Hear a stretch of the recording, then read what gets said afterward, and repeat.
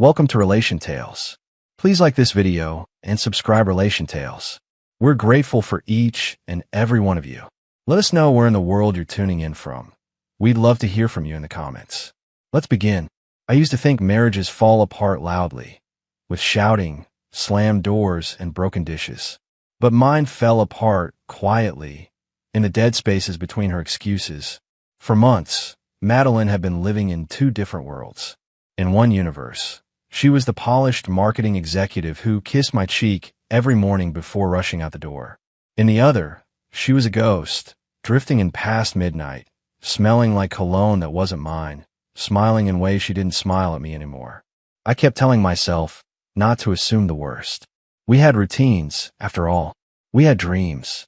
We had a marriage that once meant something. But things shifted. Slowly. Sharply. Undeniably. She stopped asking about my day. She guarded her phone like it held state secrets. She started buying new dresses, sleek, bold ones she never wore around me. And those client dinners. They multiplied like weeds. My name is Caleb Turner, and until a few months ago, I thought loyalty meant trusting someone even when the evidence felt wrong. I thought love meant overlooking the little inconsistencies. Then I realized, love shouldn't make you feel like you're losing your mind. One evening after work, I found myself sitting alone at our dining table, eating reheated pasta while my wife was supposedly preparing a pitch deck with a major client. I wanted to believe her. I really did, but my chest felt tight and heavy with doubt. I remembered how things used to be. Saturday mornings spent cooking pancakes, late-night drives to watch the city lights, her soft, sleepy smile when she'd curl into me, and the way she once looked at me like I was her favorite place, not just familiar furniture in the house. But reality had grown colder. We shared the same bedroom, but different lives, different desires, different secrets. I tried talking to her, lightly at first. "Hey, you've been working late a lot. Everything okay?" She'd laugh it off with a quick kiss on my cheek. "Just busy season, babe. Don't be dramatic." Her smile was warm, but her eyes weren't. I wasn't dramatic. I was observant. So I started paying attention. Not obsessively, just enough to stop being blind. Her calendar had unexplained gaps. Her GPS showed locations she didn't mention. Her makeup wipes disappeared faster. She'd come home with her lipstick smudged, even on nights she claimed she ate in the office. And then came the moment that changed everything. I accidentally saw her phone light up on the counter. Just a name. Just one message preview. "Same place tonight." It wasn't a client. It wasn't business. No professional colleague text that casually at 9:27 p.m. My stomach sank. My hands went cold. But I didn't react. Not yet. I had to be careful. Strategic. Revenge isn't satisfying when it's rushed. It needs patience. Proof. Precision. That's when I started digging quietly. Not because I want to hurt her, but because I needed to stop hurting myself. One day, during her shower, I checked her work calendar on our shared laptop. There were meetings blocked off with a name I didn't recognize. Jason Moore. At first, I thought nothing of it, until I realized those time slots matched her late dinners. I felt something twist inside me. Fear. Rage. Betrayal. A storm too big for words. Still, I stayed silent. If Madeline wanted to live a double life, I would give her exactly enough rope to hang the truth out in the open. I didn't confront her. I didn't accuse her. I simply waited. And the funny thing about secrets, they always slip eventually. What I didn't expect was that another person, a stranger, would be the one to hand me the final piece. Someone who had been suffering just like me. Someone who discovered a truth that connected both our lives in the ugliest possible way. Someone who was about to walk through my front door and change everything. The moment everything shifted came on a Sunday afternoon, when the sky outside was a flat sheet of gray and the house felt too quiet. Too staged. Madeline had left early that morning, claiming her team needed her for a last-minute presentation. She didn't even make eye contact when she grabbed her purse. She just muttered something about being back late. I sat on the couch, flipping channels but not watching anything, replaying the past few months in my head. My gut felt tight. My mind kept circling the same question. How long had she been slipping away from me before I noticed? Around 3:15 p.m., the doorbell rang. One sharp chime that echoed through the silence. I assumed it was a neighbor selling something, or maybe a package. I wasn't expecting anyone. My circle had gotten small, almost non-existent, because grief has a way of making you retreat. But when I opened the door, the woman standing there didn't look like someone selling anything. She looked like someone who'd been surviving on 3 hours of sleep and too many unanswered questions. "Are you Caleb Turner?" she asked, her voice thin but steady. "Yes," I replied cautiously. "Can I help you?" She swallowed hard. "My name is Laura Moore. I think we need to talk." The last name hit me like a punch. Moore. As in Jason Moore, the man whose name kept popping up on Madeline's calendar. A chill crawled down my back. I stepped aside and let her in. Her hands shook as she clutched a white leather photo album close to her chest, the corners worn like it had been held too tightly too many times. When she sat on the couch, she took a deep breath, as if preparing to break something fragile. "I found your number in my husband's work logs," she said. "Jason and your wife have been disappearing together. And when I noticed the pattern, I did some digging. I think they've been meeting for months." The room seemed to tilt. Hearing it from another human being, not a suspicion, not an assumption, made my heart hammer so loudly I could barely hear her next words. Lauren opened the album, flipping to a page with photos of her and Jason on their wedding day, laughing, dancing, promising forever. Her fingers hovered over the image like she wanted to protect it from the truth. "I thought he was stressed," she whispered. "I thought maybe he was pulling away because of work." Then I started finding inconsistencies, missing receipts, unexplained charges, meetings that didn't exist. And then your wife's name showed up, paired with his. Her voice trembled, but she kept going. She needed to get it out. "I didn't want this to be true, Caleb. I'm not here to hurt you. But if we're both being lied to, I thought you deserved to know." For a long moment, I couldn't speak.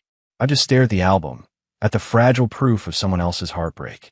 My face felt numb, my chest heavy. A part of me wanted to scream, punch the wall, or run, but the biggest part of me felt calm, too calm. Because deep down I already knew. "You're not wrong," I finally said. "I've suspected for months." Lauren's eyes widened. "Really? You too?" I nodded slowly. "She's been different, distant, like she's living some alternate life I'm not invited to." That was when Lauren reached in her bag and pulled out printed screenshots, locations, timestamps, overlapping schedules. Innocent details with sinister alignment. She placed them between us on the coffee table. My jaw clenched. "You did your homework." "Because I'm tired," she said. "Tired of crying in my car. Tired of pretending. Tired of hoping my husband still loves me." Her vulnerability broke something inside me I didn't expect. For the first time in months, I didn't feel insane. I didn't feel paranoid. I wasn't imagining anything. We spent hours comparing notes. Dates where both spouses vanished at the same time. Meetings that neither of them told us about. Excuses that mirrored each other too perfectly to be coincidences. With each discovery, the air in the room grew heavier. "They think they're careful," I muttered. "But they're sloppy. They underestimate the people who actually love them." Lauren wiped a tear from her cheek. "I don't want revenge that hurts anyone physically.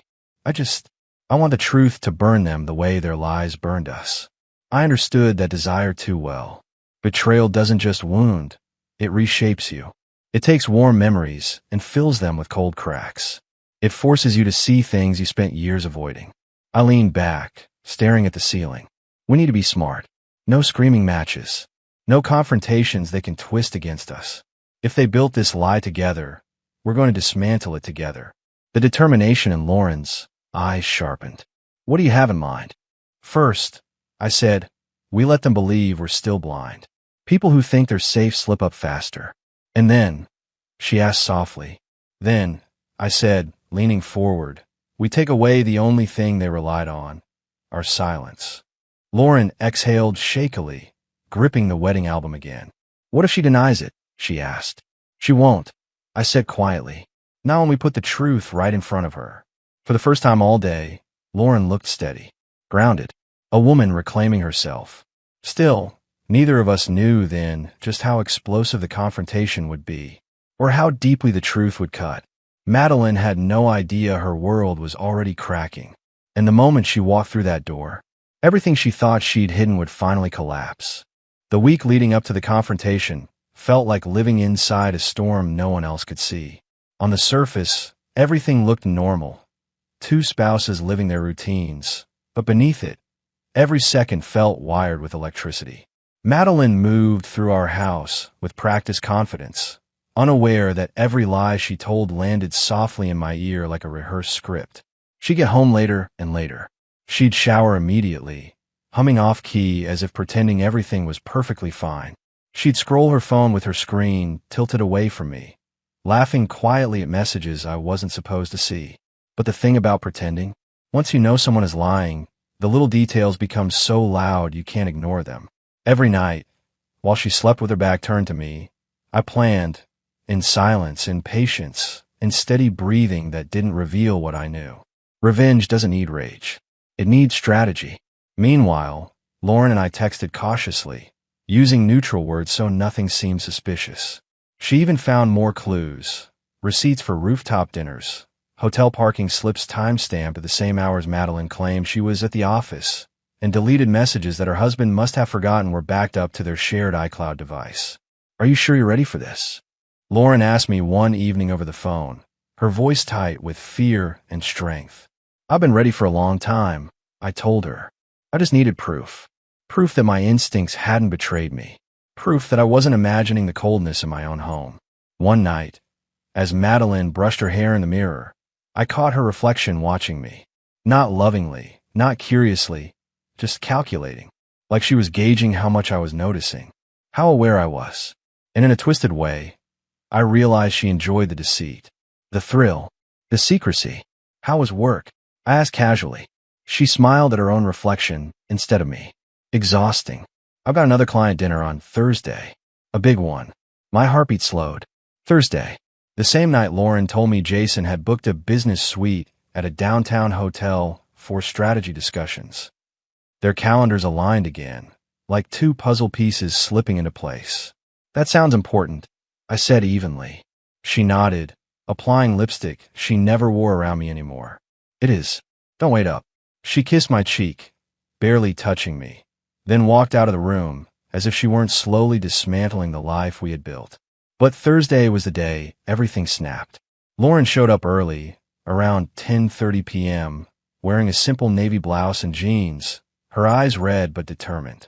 She carried the wedding album again and a small folder of papers, screenshots, receipts, timestamps, all aligned perfectly. The emotional weight she carried was almost physical. "You ready?" she whispered. I nodded. "More than she is." We sat in the living room with the lights dimmed and the evidence on the coffee table. The house felt painfully still, like every object inside it was bracing for the truth. I told Lauren everything. Where Madeline said she was. How long she claimed the dinner would last. How she expected me to be asleep by the time she got home. But she wouldn't walk into the quiet darkness she anticipated. She'd walk into something she couldn't escape. A truth laid out neatly like a crime scene made of betrayal instead of violence. The clock ticked past 11:45 p.m. At 11:58, headlights swept across the wall. Lauren stiffened. "That's her." I could hear footsteps, confident, relaxed, the footsteps of someone who believed their lie was airtight. The doorknob turned. Madeline stepped inside, still wearing subtle perfume, still touching her necklace with a nervous habit she thought looked natural. She didn't even look toward the living room at first. She was already rehearsing whatever explanation she planned to give me. But then she turned. Her eyes landed on me, then on Lauren, then on the wedding album open between us. She froze. Her purse slipped from her hand and hit the hardwood with a soft thud. She didn't breathe. She didn't blink. Her face drained of color, so quickly it looked unreal, like someone had reached inside her and flipped a switch. "Caleb," she whispered. What is this?" Her voice cracked. Not in guilt, yet. In fear. I leaned back calmly.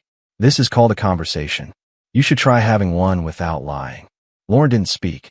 She simply lifted a photo from the album, her wedding day, and held it in her trembling hands. Madeline stared at her like she was seeing a ghost. "I can explain," she blurted, her voice shaking. "This isn't what you think." I let out a dry, humorless breath. "Oh, I'm sure it's exactly what I think. But go ahead, try." Her lip trembled. "Caleb, I swear it's not." "Don't swear anything," I cut in sharply. "Not when you walk straight into a room filled with proof." Lauren finally spoke, her voice steady but ice cold.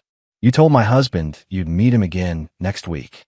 You told him you wished you didn't have to pretend anymore. Madeline's knees buckled. She grabbed the wall for support. Lauren, please, this is complicated. No, I said. It's very simple. I pointed at the evidence. You lied. You cheated. You built an entire fantasy life behind my back. And you thought we'd never compare notes. Madeline swallowed hard, tears forming in her eyes. Caleb, please listen. I've listened for months, I said quietly. Now it's your turn. And she had no idea. The revenge had only just begun. Madeline stood frozen in the doorway, like someone had pulled the floor out from under her. Her eyes flicked between me and Lauren, searching for an escape route that didn't exist. She opened her mouth once, twice, but nothing came out that resembled an honest sentence. For a moment, she looked like she might faint. Good. Truth should hit hard when it's been avoided for this long. Caleb, she whispered, I made mistakes, but it doesn't mean. I raised a hand, stopping her cold. Don't try to rewrite the story now. You didn't make mistakes. You made decisions. Repeat it once. Choices you hid from me every single time. Lauren silently placed one last printed screenshot on the coffee table. Jason's message to Madeline. Next Thursday. Same room. Can't wait. Madeline's knees buckled again. Caleb, please, she begged softly, her voice cracking. I can fix this. I shook my head. You're not sorry about what you did. You're sorry you got caught.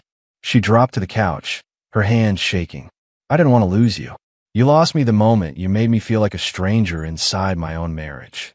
My voice wasn't loud. It didn't need to be. Sometimes calm hurts more than anger. Lauren stood, gripping her wedding album with quiet strength. Her eyes were red but determined. I think I've heard enough, she said. I'll handle things with Jason. Before she left, she looked at me with a heaviness only someone who survived betrayal could understand. You deserved better from the start, she said softly. When the door closed behind her, the silence between Madeline and me felt suffocating. She reached for me, her fingers brushing the air near my arm. Caleb, please don't do anything drastic. We can work on this. We can fix us. I stepped back. There it was, the final insult. She thought I would cling to the person who broke me. I walked to the dining table, where I'd placed a folder earlier that evening. She didn't notice it when she rushed in. She noticed now. She went pale as I sat in front of her. Well, what's that? She asked, her voice barely holding together. Everything you've given me, I said quietly, and everything you've taken away. Inside the folder were copies of every screenshot Lauren had shared, a list of dates and inconsistencies, a letter I'd written, calm, steady, final. Her hands trembled as she opened it. You already knew, she whispered. You knew all of this before I walked in. Yes. Why didn't you confront me sooner? Because you would have lied. You would have spun it. You would have cried and made me feel guilty for noticing. Tears streamed down her face, but I felt nothing anymore. No anger, no love, no connection. Just relief. Relief that the pretending was over. You're leaving, she choked out. No, I said, voice steady. You are. Her breath hitched. Caleb, where am I supposed to go? That's not my problem anymore. I walked to the hallway, unlocking the suitcase she kept on the top shelf. It wasn't cruelty. It was closure. You built a life with someone else. Go stay in the world you created. She sank to her knees. Please. I don't have him. I don't want him. I want you. I looked her in the eye. You wanted the attention he gave you. You wanted the thrill. You wanted the secrecy more than the honesty we built together. I stepped aside, opening the door. This isn't a fight, I said. It's the end. Madeline sobbed, grabbing her suitcase with shaking hands. She paused one last time before stepping out, her voice barely a whisper. Will you ever forgive me? Forgiveness isn't my job anymore, I said softly. Healing is. She left without another word. The door clicked shut. The quiet that followed wasn't empty. It was finally peaceful.